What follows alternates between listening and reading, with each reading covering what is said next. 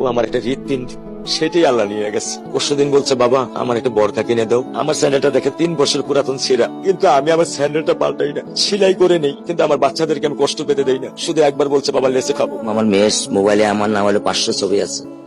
আমি এখনো সাহস পাইনি আমার মেয়ের একটা ছবি বের করে দেখতে। আমার সেই সাহস নাই।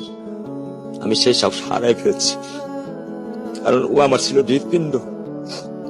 ওর জীবনে এমন কোনো চাওয়া নাই যেটা আমি পূরণ করি নাই।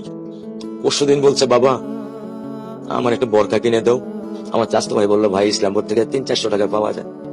আমি সাথে সাথে নিউনি মার্কেট থেকে আমি 1000 টাকা দিয়ে আমার মেয়েকে বরকা এনে দিচ্ছি। আমি দরিদ্র, ভাঙা বাসায় থাকি, কিন্তু আমার সন্তানদেরকে আমি কখনোই দারিদ্রতা স্বাদ পেতে দেইনি। দারিদ্রতা স্বাদ পেতে দেইনি।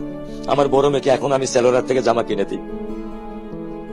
আমার স্যান্ডেলটা দেখেন 3 বছর পুরাতন ছেঁড়া, কিন্তু আমি আমার স্যান্ডেলটা পাল্টাই না, সেলাই করে নেই, কিন্তু আমার বাচ্চাদেরকে আমি কষ্ট পেতে দেই না।